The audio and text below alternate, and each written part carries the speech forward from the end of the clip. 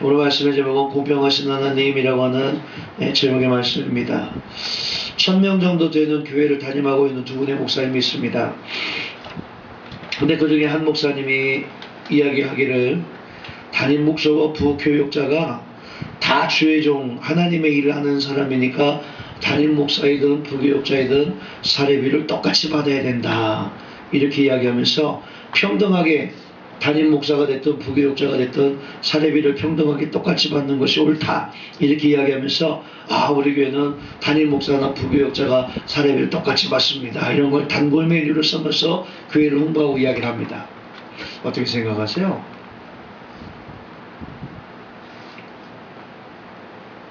또 옆에 있는 1000명 정도 목회를 하는 다른 목사님은 이야기합니다. 거기는 보니까 부교육자보다도 담임 목사님이 2배, 3배 정도 된 더 많은 사례비를 받습니다. 수십 년 동안 교회를 개척하고 힘들게 섬겨온 담임 목사님하고 부교육자의 사례비가 똑같아서는 그거는 아니다, 공평한 것이 아니다 라는 거예요. 자, 보세요.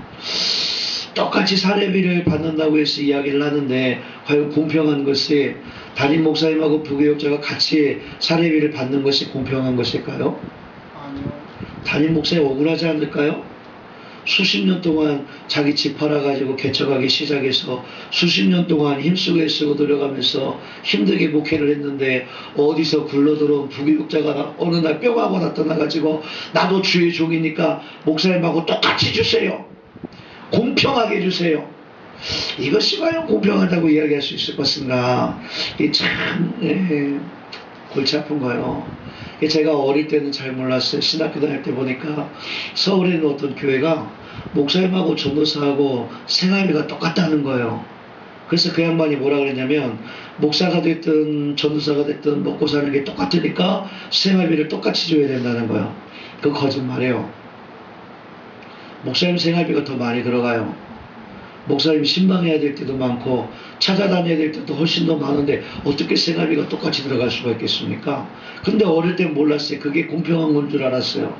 근데 시간이 지나고 보니까 그건 공평하지 않아요. 오늘날 회사에서도 보니까 직장에서 열심히 일하는 사람에게는 더 많은 사례비를 주지 않아요. 그 열심히 일하는 사람, 열심히 안 하는 사람에게는 덜 줘야지요. 오늘날 보니까 지금 공기업이 문제가 되어지는 게 뭐냐? 공기업이 다 마이너스요. 공기업의 임원은 뭐 하는 사람이냐? 공기업의 이윤을 창출하기 위해서 임원을 삼은 사람들이요. 연봉이 1억이 넘는 사람이 보니까 20%가 넘어요. 근데 왜 공기업이 자꾸 마이너스가 되어 있습니까? 그 사람도 연봉에서 까고 주지 말아야지. 그럼 책임을 지라고 그래야지. 공기업이라 할지라도 기업이잖아요. 근데 마이너스 나는 걸 다 여러분들이 세금으로 다 메꾸거든요. 그리고 거기서 연봉 1억이 넘어가면 그 사람들도 책임을 지고서 공기업에서도 이윤을 창출할 수 있도록 이끌어야죠. 구조조정을 하든 계획을 세우든 사업을 하든 어쨌든 이윤을 창출할 수 있게 이끌어 나가는 것이 임원의 모습 아니겠습니까? 그거를 못하면 자기들도 월급 뭐 1달러 받겠습니다, 이렇게 고백하는 사람들처럼 자기들 월급도 그렇게 책임을 지게 해야 되지 않겠습니까? 그 목사님이 이제 이야기를 하다가 돌아와가지고 이제 궁금해진 거예요. 도대체 이 평등이라고 하는 것과 또 공평이라고 하는 것의 차이가 뭔가 인터넷에 검색해가지고 성경에 그러면 이 평등이라고 하는 말이 몇 번이나 나올까? 정말 하나님께서 원하시는 것이 담임 목사님하고 부교육자가 평등하게 똑같이 생활비를 받는 것일까? 검색을 해가지고 성경에 평등이라고 하는 단어를 딱 찾으니까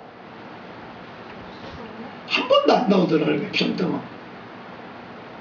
하나님은 평등한 하나님이 아니라는 거예요. 근데 공평이라고 하는 단어를 검색해보니까 이 공평이라고 하는 단어는 무지하게 많이 나오더라는 거예요. 하나님은요, 획일적으로 그 획일적인 평등을 원하시는 하나님이 아니라 공평하신 하나님이요. 어디서도 나와 있느냐? 달란트의 비유에서도 나와 있거든요. 그 사람의 능력에 따라서 어떤 사람에게는 5달란트, 어떤 사람에게는 2달란트, 어떤 사람에게는 1달란트를 주시고 자기 능력에 맞게만 최선을 다하면 하나님은 착하고 충성된 종이라고 말씀하실 거예요. 1달란트의 능력밖에 없는 사람에게 5달란트를 남기라고 하나님은 이야기하지 아니하시기 때문에, 그래서 하나님은 공평한 거예요. 그 사람의 능력만큼 주시고 그 사람의 능력만큼을 원하고 계시기 때문에. 능력은 많이 주셨는데 그 능력 가지고 하지 않으니까 게으르고 악한 종이라고 말씀하고 있는 거예요. 그래서 하나님은 공평하신 하나님이시고 그래서 하나님은 심은 대로 거두시는 그런 하나님이신 줄 믿습니다. 어떤 분은 저 사람에게는 많은 걸 주셨는데 왜 나에게는 많은 걸 주시지 않았을까? 불공평하게 생각합니다. 어떤 사람 보니까 자고 일어나도 자기가 가지고 있는 재산에 엄청난 돈이 막 불어있어요. 저도 보면 가끔가다 가슴이 설레어요. 언제 그러느냐, 뉴스만 들면 지금도 보니까 인터넷 컴퓨터 게임으로 빠찍고 같은 거 하는 거를 외국에다 서버를 두고서 100억을 벌었네, 70억을 벌었네. 예전에는 보니까 마늘 밭에다 그냥 5만원짜리를 170억을 갖다가 묻어두고 있었잖아요. 야, 인터넷 서버를 외국에 둔다는 게 뭘까? 도대체 어떻게 게임만 운영을 하면 저렇게 100억씩 벌 수 있을까? 나는 머리가 안 돼서 그걸 못하는 게 머리가 안 돼서. 내 머리가 조금만 더 돌아간다고 그러면 나도 필리핀이나 중국에다가 서버를 200만 원이면 다 할 수 있다고 그래 준비를 하는 거. 컴퓨터 들여놓고 다음날에도 한 500만원에서 돈 1000만 원이 다 할 거야. 1000만 원 가지고 컴퓨터 한 20대 딱 들여놔버리고 서버도 거기다 만들어 놓고 1년만 운영을 해도 한 50억은 건질 수 있을 것 같아. 보니까 마음이 설레이는 거예요. 어디 그거 잘하는 사람 좀 어디 좀 섭외를 해가지고 몰래 좀 해볼까. 중국에서 하니까 잡히는 것도 중국에서 잡혀갈 거 아니에요. 돈만 내가 받아먹으면 되니까. 아유, 내가 오죽하면 목사인데 그런 생각을 다 할까. 하나님 불공평한 것 같아요. 착하게 살려고 하는 사람 지갑에 5만원짜리가 없는데, 그런 사람들 지갑에 5만원짜리가 그냥 차고 넘쳐가지고 마늘밭에 갖다 170억씩 갖다가 묻어놔. 여러분, 170억 갖다 묻으려면 얼마나 돈이 많아야 되는지 알아요? 라면 박스 하나에 4억 들어간대요. 라면 박스가 10개면 40억이고요. 30개면은 120억이고, 40개, 라면 박스 40개를 마늘밭에다 갖다가 묻어둬야 되는 거예요. 구경도 못 해보고, 불쌍한 사람들. 그런 걸 생각해보면 하나님이 참 불공평한 것 같지만, 하나님께서 많이 주신 사람에게는 많이 원하시는 거예요. 많이 주셨기 때문에. 그래서 하나님은 공평하신 하나님이신 줄 믿습니다. 넬슨마비 송명기 시인은 보니까요, 몇 미터 떨어진 변기에 가서 앉는 것도 자기 힘으로 앉을 수가 없어요. 누가 가서 앉혀주면 거기서 볼일을 한번 볼 때도 온몸을 막 푸르르 떨어가면서 그렇게 어렵고 힘들게 볼일 한번 봐야 되고, 밥을 먹을 때도 손이 달달달달 떨리니까 이 수저가 자기 입에도 제대로 들어가지도 못하는 거예요. 말 한마디 하려고 그래도 온몸에 힘을 다 쏟아가지고 겨우 힘들게 말 한마디를 겨우 할 수 있다고 하는 거예요. 그런데도 불구하고 그는 자신을 그렇게 만들어주신 하나님을 공평하신 하나님이라고 하면서, 그러면서 하나님 앞에 시로놀이 하지 않았습니까? 가진 재물도 없고 가진 지식도 없고 건강도 없고 남이 없는 것 있는데, 남이 못 본 것을 보았고, 하나님 남이 듣지 못한 음성을 들었고, 남이 받지 못한 사랑을 받았고, 남이 모르는 것을 깨달았으니 그 공평하신 하나님의 은혜가 감사하다고 찬양하면서 노래하지 않았습니까? 하나님은 나에게 이것을 주고 다른 사람에게는 저것을 준 것, 그것을 인정하면 공평하신 하나님 앞에 감사할 수 있는 거예요. 왜 나에게는 이것만 주고 저것을 안 주셨어요? 이러기 시작하면 하나님은 불공평한 하나님이에요. 그러면 불평과 불만과 원망이 내 입에서 막 나올 수밖에 없는 거예요. 일생을 살아가면서 하나님은 모든 사람들에게 다양하게 주셨어요. 모든 걸 다양하게. 그래서 세상은 더 아름답게 되어져 있는 것입니다. 요즘 TV를 보면은 예쁜 사람 있어요?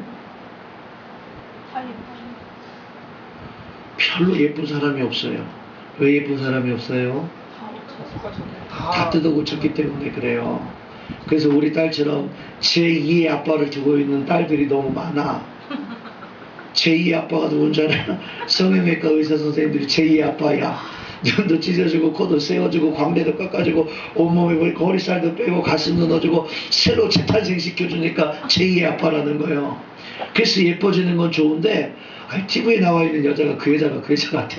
다 비슷하게 뜯어나가지고, 뜯어고쳐나가지고. 그러니까 별로 이쁜지를 모르겠어요. 하도 그렇게 그런 걸 고쳐놓으니까 외국 사람들은 동양인의 미를 어디서 찾냐면 찢어진 눈에서 찾는답니다. 그게 이쁘다는 거 참 독특하죠. 동양 사람들은 서양인의 그 큰 눈매, 그래가지고 앞트임하고 뒤트임하고 위로 끌어당겨가지고 쌍꺼풀도 크게 만들어서 서구화시켜서 그렇게 만들고 콧대도 팍 세워놓고 그래야 이쁜 줄 알았는데, 보니까 서양인들은 찢어진 눈매를 동양의 미로 생각한다는 거예요. 저도 이렇게 막 서구적으로 이쁜 여자는 제 취향은 아니에요. 저는 그저 그냥 전주에서 뽑는 그 춘향전이 아니라 미스 춘향에 나오는 조금 고전적인 미를 가지고 있는 여자를 좋아합니다. 근데 여자들이 너무 똑같이 다 뜯어고쳐니까 별로 이쁜지를 모르겠어요.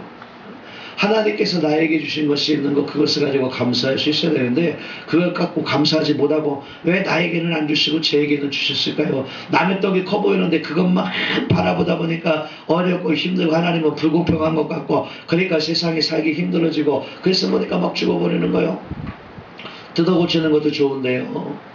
성형수술하다 우리 아버지 친구 목사님 딸이 보니까 21살에 성형수술 받으려고 전신 마취했다가 깨어나지 못하고 7년 동안을 그렇게 있다가 죽은 딸이 있어요.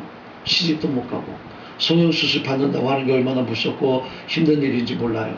그 다음에 보니까 나도 우리 집사람을 배에다가 보니까 주사기를 막 찔러가지고 침을 꼽아서 가스를 주입을 해가지고 지방을 분해하는 게 있더라고요. 그걸로 해서 뱃살을 좀 빼줄 생각을 했는데 얼마 전에 강남에서 그거 다 죽은 아줌마들이 몇 명 있어. 안 죽을 것 같아. 전신마비하다가 그렇게 죽으면 당장 우리에게 밥은 누가 할 거예요? 안 돼요. 그래서 안 되겠어요. 밥할 사람이 생기면 한번 놔줄까 생각을 해봤는데 안 되겠어요. 그게 위험한 거더라고요. 전신 마취하는 것이 굉장히 무서운 거예요. 그저 하나님이 주신 대로 은혜련히 생각하고 감사하게 생각하면 버릴 것이 없다 그랬어요. 버릴 것이 없다. 예. 모든 것을 다 감사하게 생각할 수 있을 때 그럴 때 공평하신 하나님 앞에도 감사할 수 있게 되어질 줄 믿습니다. 때때로 보니까 우리가 인생을 살면 불공평하다고 느껴질 때가 있어요. 하나님이. 그럴 때 우리는 어떤 태도를 가지고 살아가야 될 것인가 몇 가지만 생각해 보려고 합니다. 첫 번째로 불공평하다고 생각되어지면요. 여러분 자신의 길을 더욱 한번 살펴보세요. 뒤를 돌아서. 언제 하나님이 공평하지 않다고 느껴지는가 생각해 보니까 자기 자신의 삶의 모습이 공평하지 않은 삶을 살아갈 때 하나님을 향해서도 공평하지 않은 하나님이라고 이야기합니다. 왜? 내가 공평하지 않은 길을 걸어가고 있으니까 내가 보는 모든 것들이 다 삐딱하게 보이는 거예요. 그래서 오늘 25절 29절에도 반복해서 뭐라고 되어져 있느냐. 그런데 너희는 이르기를 주의 길이 공평치 않다 하는도다. 이스라엘 족속아 들을지어다. 내 길이 어찌 공평치 아니하냐. 너희 길이 공평치 않은 것이 아니냐. 내가 잘못된 길을 가면서 하나님이 잘못된 길을 가고 있는 것이 아니냐고 이야기하고 있는 거예요. 선글라스에 대한 비유를 많이 들었었습니다. 내가 까만 선글라스를 끼고 보면 온 세상이 다 까만 거고 내가 빨간 선글라스를 끼고 보면 온 세상이 다 빨간 거예요. 내 마음이 삐딱해가지고 보면 모든 것이 다 삐딱해 보일 수밖에 없는 거예요. 그래서 나는 예배 시간 중에 이렇게 쳐다보는 눈을 정말로 싫어합니다. 바로 쳐다봐야지. 이렇게 쳐다보면 모든 게 다 삐딱해 보이는 거예요. 바로 보세요. 바로. 제가 좋아하던 예전 목사님 중에 한 분이 그 말씀 많이 하셨어요. 정좌, 똑바로 앉으라는 거예요. 왜? 삐딱하게 앉으면 삐딱하게 볼 수밖에 없거든요. 그 다음에 정시, 똑바로 보라는 거예요. 삐딱하게 보니까 삐딱해지는 거예요. 그 다음에 정청, 똑바로 들으라는 거예요. 모든 하는 말을 칭찬으로 잘했는데도 삐딱하게 듣는 사람은요, 모든 말이 다 삐딱하게 들려서 배앓이가 뒤틀려가지고 모든 것을 다 삐딱하게 나갈 수밖에 없거든요. 응? 똑바로 앉아서 똑바로 보고 똑바로 들을 수 있는 그런 여러분들이 되시기를 바랍니다. 그러면 하나님에 대해서도 내 삶의 모습을 되돌아볼 때 내가 바로 잘 살고 있으면은요, 하나님께서 하시는 모든 것이 다 주의 뜻대로라고 이야기할 수 있는데 내가 바로 살지 못하니까 왜 하나님은 나에게 이렇게 되어질 수밖에 없는 거예요. 그래서 시험 들어갖고 나가는 사람들 다 뭐라고 이야기하느냐. 왜 하나님은 나만 이렇게 이야기하지. 시험 든 사람이 내가 잘못했어요. 하나님의 뜻이 그대로 이루어질 줄 믿습니다. 그러면서 시험 드는 사람 봤습니까? 시험 드는 사람마다 뭐라고 이야기하느냐. 왜 하나님은 나에게, 왜 목사님은 나에게, 왜 교회와 성도들은 나에게 이렇게 이야기하고 나가는 거예요. 자기가 삐딱한 걸 생각하지 않는 거예요. 우리 교회 뒤 저쪽에다가 좀 써붙여야 되겠어요. 시험 든 사람들을 위해서 당신의 삐딱함을 바로 세우세요. 이렇게 써놓던가. 내가 삐딱하게 보니까 모든 게 다 삐딱해지는 것인데 그 삐딱한 눈을 가지고 하나님을 바라보면서도 하나님 앞에 공평하지 않다고 이야기하고 있거든요. 우리는 가끔 이런 간증을 들어요. 지방에 갔다가 예배 드리려고 오는데 내가 예배 안 늦으려고 160km로 달려왔는데 사고도 나지 않고 잘 달려왔습니다. 감사합니다. 그래요. 그 감사할 일이요? 미친놈이요. 160km로 달리는 거는. 그럼 예배 시간에 늦도록 100km로 와야 돼요? 그건 나쁜 놈이요. 어떻게 해야 돼요? 일찍 출발해서 와야지. 일찍 출발해서 뻔히 얼마 걸리는 줄 알고 얼마 늦을 줄 알면 좀 미리 출발해서 올 수 있는 마음이 있어야지. 시간 다 내서 오려고 그러고 160km로 오고 사고 안 난 거 감사하다고. 그거는 하나님께 감사할 일이 아닌 거예요. 그런다고 또 100km로만 오고 예배 시간 늦는 것도 그것도 감사할 일이 아니요. 미리미리 준비하고 일찍 와야지 일찍. 그렇게 빨리 왔는데도 재수 좋게 교통경찰한테 안 잡히고 딱지도 안 뗐습니다. 은혜입니다. 할렐루야. 그게 무슨 할렐루야. 그것은 하나님은요 심은 대로 거두게 하시는 거예요. 여러분들이 160km 달리면은요 딱지도 떼야 되는 거예요. 하나님은 그러게 원하실 거예요. 미리미리 준비하고 일찍 출발해서 와야 되는데 자기의 삶의 모습이나 자기 길은 잘못되고 틀렸고 그럼에도 불구하고 하나님의 길이 틀렸습니다. 하나님의 길이 잘못됐습니다. 내가 지금 예배드리러 가려고 이렇게 160km도 달려가는데 어째요 나로 하여금 딱지를 떼게 하셨습니까? 그러고 불평불만 하지 말고 미리미리 출발했습니다.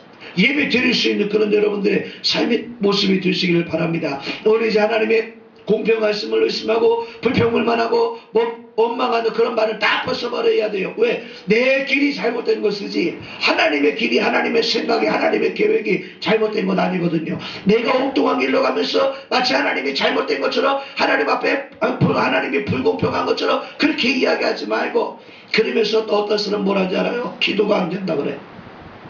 하나님 앞에 기도가 안 된다 그래. 기도가 안 되는 건 누가 잘못된 거예요? 자기가 잘못된 거야. 자기가 하나님 앞에 기도를 잘 하면 되지. 왜 자기가 기도가 안 되는 거 그게 하나님 탓입니까? 교회 탓입니까? 기도가 안 되는 것까지도 하나님 탓으로 돌리고 교회 탓으로 돌리고 목회자 탓으로 돌리고 왜? 마음에 욕심이 가득 차고 마음에 사심이 가득 차고 세상에 대한 생각이 가득 차고 예배 빨리 끝나와서 장보리 봐야 되는데 오늘 작정이 있어서 장보리도 못 보고 그런 생각만 하는데 어떻게 하나님 앞에 기도가 될 수가 있겠습니까?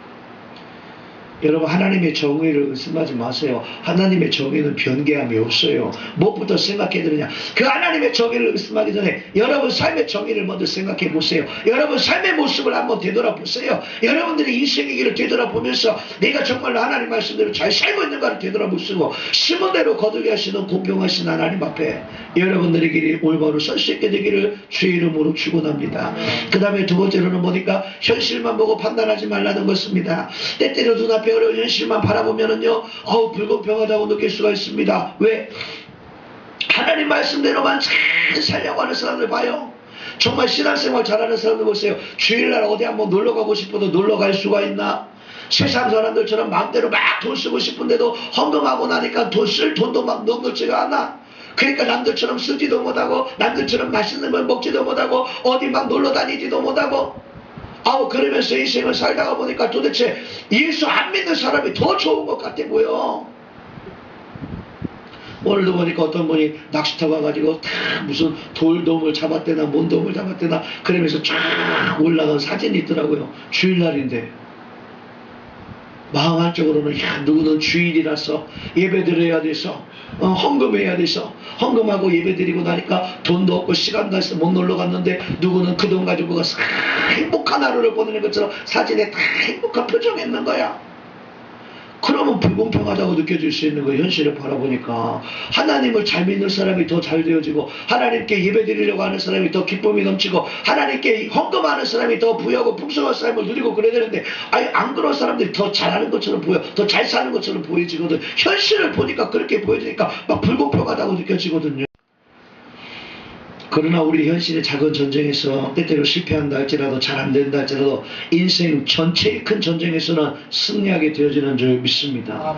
여러분 보세요. 당장 하나님 앞에 11조 하려고 그러면 현실적으로 적고 돈이 없으니까 힘드니까 못해요. 근데 반대적으로 생각해보면 그거 11조 떼먹는다고 해서 더 살림이 나아지는 것도 아니에요.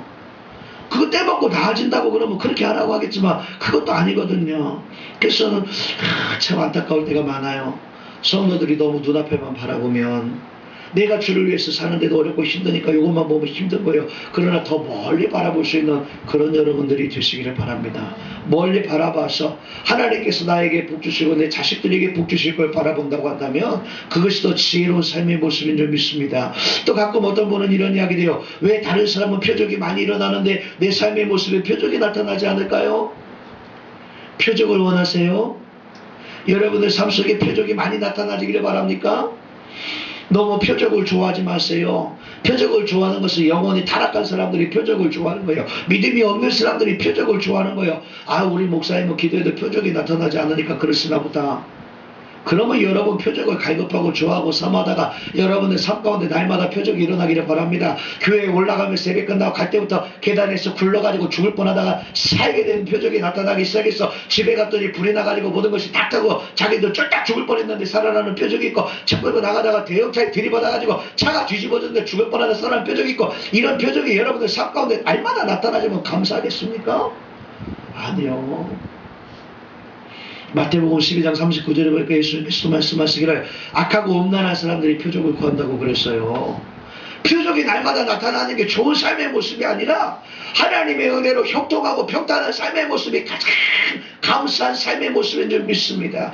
성경은 보니까 범사에 감사하라는 거예요. 범사에. 어떤 범사에? 때때로 우리들의 삶 가운데 어려움이 있어서 그런 표적을 통해서 하나님께서 고쳐주시고 좋은 길로 인도해주시고 보호해 주셔서 감사할 수도 있지만 그것보다는 형통한 삶을 감사하고 평탄한 삶을 감사하고 사건 사고 없는 것 아무 일이 없는 그것이 가장 큰 축복인 줄 믿습니다.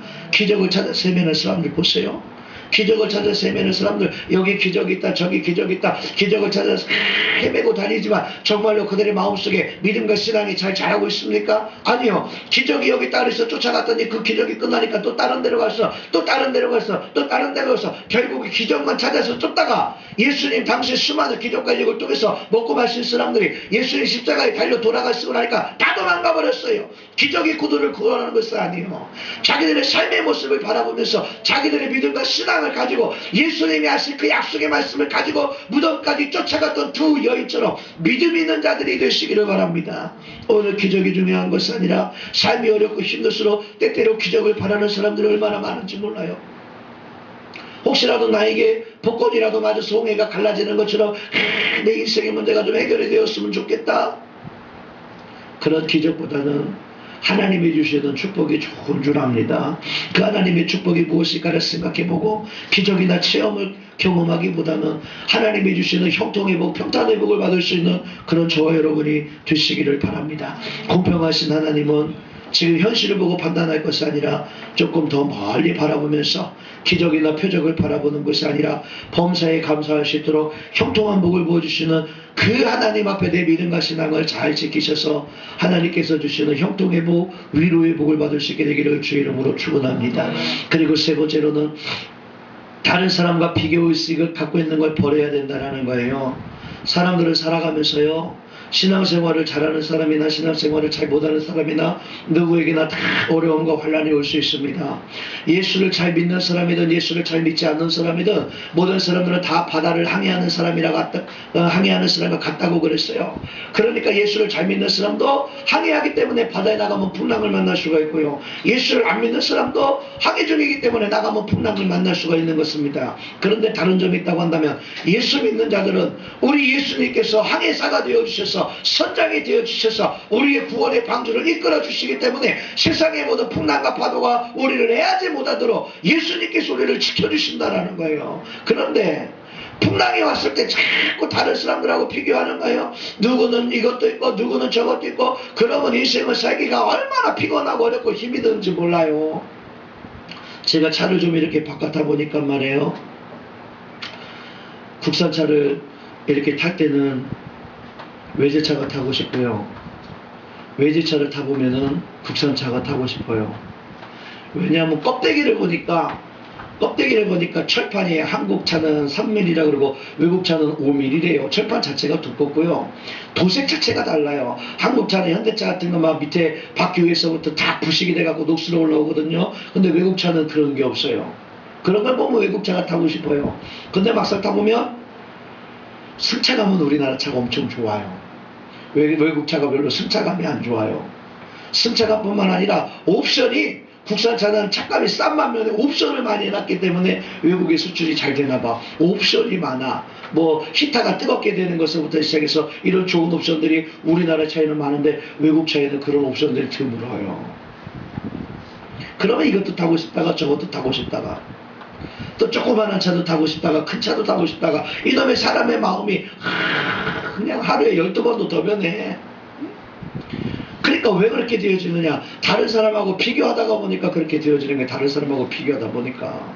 그렇다고 해서 내가 모든 차를 다 가지려고 그러면 시장 갈 때 조그마한 차도 있어야지요. 어디 목사님들 만나러 다닐 때 타야 될 중형차도 있어야 되지요. 식구들끼리 놀러 다닐 때 써야 될 스타렉스도 있어야 되지요. 그 다음에 가끔가다 산으로 막 타고 다니려면 오프로드 뛰려고 그러면 집사도 하나 있어야 되죠. 그 다음에 좀 우리 성도들 몇 사람 데리고 어디 놀러 다니면 버스도 하나, 대형면허도 타고 버스도 하나 있어야 되지. 아, 이놈의 차가 여러 대가 있어야 되는 거예요. 사람의 욕심이 그래. 사람의 욕심이 다른 사람하고 자꾸 비교를 하다가 보면 만족감이 없는 거예요. 그러다가 뭐 하나님은 불공평한 거예요. 저 사람에게는 저가 있는데 나에게는 왜 이런 것이 없을까요? 그러면 내 인생 자체가 괴로워지고 피곤하고 힘들어지는 거예요.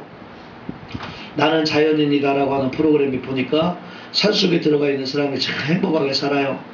왜 이렇게 행복하게 삽니까? 그랬더니 내가 도시에서 살 때는 다른 사람하고 늘 비교하면서 살다 보니까 비교와 경쟁 사회 속에 사니까 날마다 머리가 아프더라는 거예요. 저 사람들은 잘 되어지고 저 사람들은 성공하고 저 사람들은 다 잘하는데 나는 왜 이렇게 안 되고 어렵고 피곤하고 힘들으니까 나는 왜 이렇게 될까? 그리고 죽어야지. 나 같으면 죽어버려야 돼. 그리고 산속에 들어와서 보니까 산속에 비교될 사람이 없잖아요. 자기 혼자 아니야. 빨가벗고 다녀도 자기 혼자고 옷을 입어도 자기 혼자고 자기가 왕이야.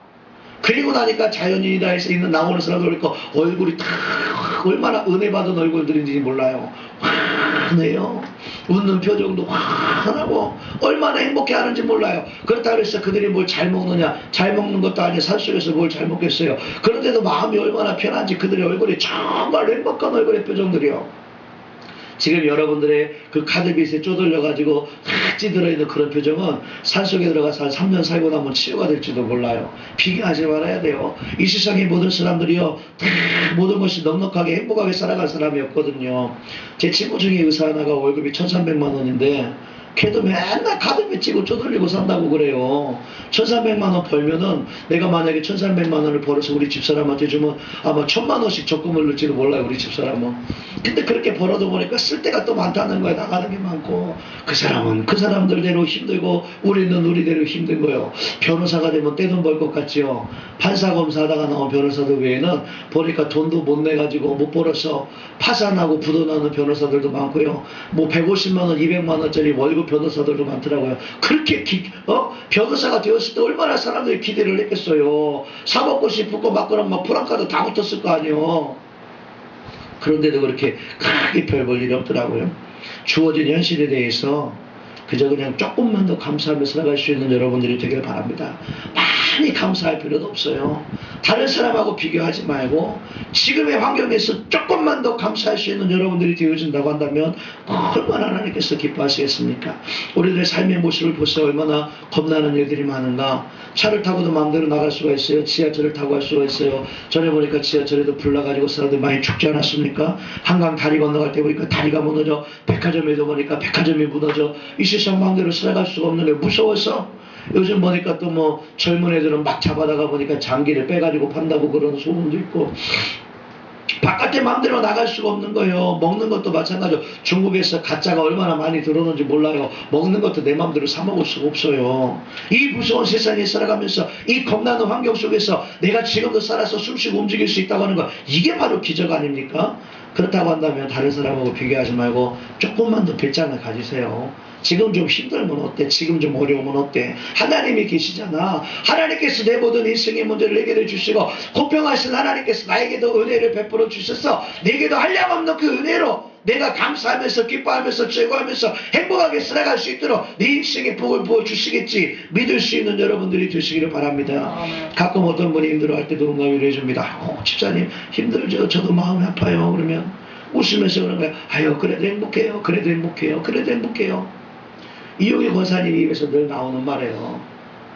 그 양반이 지금은 조금 낮았지만은 처음부터 낮은 건 아니잖아요. 어렵고 힘들어가지고 이것저것 부도나고 파산하고 남편 사업 다 접어버리고 남편은 도망가 버려 있고 그리고 어렵고 힘든 가운데서도 기도하면서 아멘 아멘 하면서 나오면서 말 입에서 그냥 나오는 말이 뭐냐 행복하다는 거예요. 뭐가 행복해? 그래도 행복하다는 거예요. 어렵고 힘들어도 목사님 필요하신 거 있으면 이야기하세요. 말씀하세요. 뭐 드시고 싶으세요? 행복하다는 거예요. 말로 행복하다고 하니까 하나님께서 그대로 행복하게 만들어 주시지 않습니까? 뭐 어쨌든 간에 빚이 얼마나 됐든 뭐 이래저래 해가지고 무주에도 보니까 땅, 산, 집 다 이용의 권사님 앞으로 돼 있어. 남편 앞으로 돼 있는 것도 아니야. 남편은 뭐 빚쟁이라 아무것도 없어. 다 자기 앞으로 돼 있는 거예요. 아파트도 자기 앞으로 돼 있고. 하나님께서 행복하게 만들어 주시는 거예요. 아멘 하는 자에게. 그래도 아멘을 안 하는 거예요. 아멘 하는 자에게 그대로 되어질 줄 믿습니다. 행복은요, 행복을 추구하는 자에게 주어지는 것이 아니라요, 행복하게 생각하는 자에게, 행복을 고백하는 자에게, 하나님은 공평하다고 고백하는 자에게 하나님이 그 행복을 주시는 줄 믿습니다. 그리고 네 번째로요, 사회의 불공평을 치유할 수 있는 길잡이가 될 수 있어야 됩니다. 그게 뭐냐? 삶이 불공평한 것 같으면 내가 가지지 못한 것을 가진 사람을 보고 낙심하지 말고 내가 가진 것을 가지고 가지지 못한 사람에게 은혜를 베풀어 줄 수 있는 자가 되라는 이야기입니다. 내 것 갖고 나누면서 살아갈 수 있는 것이 얼마나 큰 기쁨인지 몰라요. 연예인들 중에도 보니까 정혜영과 션이라고 하는 사람이 있습니다. 나눔의 기쁨을 가지고 살아가는 사람이 늘 기쁘고, 김장훈도 보니까 나눔의 기쁨을 가지고 살아가는 자요. 이번에도 보니까 빌 게이츠라고 하는 사람이 20년 동안 기부한 돈을 이렇게 세보니까 32조래. 32조. 하루에 50억씩 기부한 거예요. 50억씩. 돈이 많아서 50억씩 여러분 다 기부할 수 있을까요? 나는 우리나라 삼성그룹의 이병철 씨가 얼마나 기부를 하고 살아가는지 몰라요. 물론 삼성재단이 있어서 기부하며 살아간다고 하지만 아마 억대도 했으면 그 뉴스에 나왔을 텐데 모르겠어요. 강호동이가 150억 내겠다고 했던 거 그거 냈는지 어땠는지 모르겠어요. 자기가 벌면 번 것만큼 사회에 대해서 환원하고 사회로 돌아가고 그러면서 살면 얼마나 좋겠어요. 그거 안 하고 수많은 연예인들이 돈 많이 벌어가지고 엉뚱한 데 가서 카드 노래하니라고 빠져갖고 수십억 당진하고 사기친이라고 사기 당해서 없어져 버리고, 그런데 하지 말고 우리나라도 어렵고 힘든 사람들 많은데 그런 데다가 좀 쓰면서 같이 나누고 살면 얼마나 행복하고 얼마나 기쁘고 얼마나 좋겠습니까? 나만 생각하지 말고 힘든 사람들 생각하면서 그들과 함께 배려할 수 있는 마음을 가져야 될 줄 믿습니다. 그 배려는 어디서부터 오느냐? 내가 많이 가지고 있을 때 배려할 수 있는 게 아니라요, 배려할 수 있는 마음을 가지고 있는 데서부터 시작되어지는 줄 믿습니다. 1971년도에 선포된 유엔 장애인 권리 선언에 보니까 이런 글이 있어요. 장애인에게는 우리보다 우선적으로 배려받을 권리가 있고 우리에게는 장애인들을 우선적으로 배려할 의무가 있다. 장애인이라고 하는 건 굉장히 많은 부분에 있어서 장애인들이 있습니다. 그분들을 향해서 배려할 수 있는 마음, 또 이 장애인들뿐만, 신체적인 장애인뿐만 아니라 어렵고 힘든 사람들에 대해서도 배려할 수 있는 의무와 배려할 수 있는 마음을 가지고 살아간다고 한다면 그렇게 사는 우리들을 향해서 하나님은 더 큰 축복의 문을 열어주실 줄 믿습니다. 여러분, 만나가 새벽마다 떨어졌지만 아무리 소중한 만나라고 할지라도요, 내가 먹을 것 이외의 것을 더 가지고 있을 때 모든 것은 다 쓰러져 버리고 벌레가 생기고 냄새가 나서 없어졌다고 그랬어요. 나눔과 승림을 통해서 하나님 앞에 은혜가 되어지고 하나님 앞에 축복을 받을 수 있는 조건이 되어질 줄 믿습니다. 이제는 우리는 필요에 민감하기보다 어려운 자들의 형편에 대해서 민감해서 그들을 향해서 도울 수 있는 우리들이 되어져야 돼요. 우리나라 전쟁 끝났을 때에도 미국에서 얼마나 많은 도움을 베풀어 주었습니까? 어른들만은 지금 뭐 한 60세 70세 정도 된 어른들만 하더라도 학교 다니면서 옥수수 가루에다가 미국에서 온 우유에다가 이렇게 타가지고 아이들 다 먹이던 거, 그거 다 추억을 가지고 있어요. 기분 및 초콜릿도 기억을 가지고 있어요. 그 미국의 수많은 도움을 받았고, 또 우리나라 서울에 가장 먼저 세워진 실내체육관, 장충체육관을 필리핀에서 와서 지어줬거든요. 우리나라가 그렇게 못 살았을 때 필리핀의 도움을 받았기 때문에 보니까 지금 이제 많은 목사님들이 필리핀에 가서 구제하고 선교하고 돕는 일을 하고 있지 않습니까? 남들의 살필 수 있는 넉넉한 마음과 섬길 수 있는 마음을 가지고 있을 때 그 마음을 가지고 있는 우리들을 하나님이 또 축복해 주실 줄 믿습니다. 오늘 말씀의 결론을 드립니다. 하나님은 사실 우리들에게 모든 걸 이미 다 주셨습니다. 달라고 하기 전에 모든 것을 알고 다 주셨기 때문에 하나님이 공평하고 공평하지 않고를 따질 필요도 없는 거예요. 받을 걸 이미 다 받은 사람이 어떻게 하나님이 공평하다 공평하지 않다 논할 수가 있겠습니까? 여전히 하나님 앞에 더 많은 것을 달라고 불평하는 그런 모습은 하나님께서 원하시는 성숙한 신앙인의 모습이 아닐 것입니다. 이제는 모든 불평과 원망과 불만을 멀리하고 공평하신 하나님의 뜻을 쫓아서 감사할 수 있는 여러분들이 되시고, 또 나에게 주신 것을 가지고 섬김과 나눔의 삶을 살아서 이 사회를 변화시켜 나가고 이 사회를 더 좋은 사회로 만들어 나갈 수 있는 그런 축소의 역할을 감당할 수 있는 우리 서창교회 성도들 다 되시기를 주의 이름으로 축원합니다. 기도하겠습니다. 사랑의 하나님,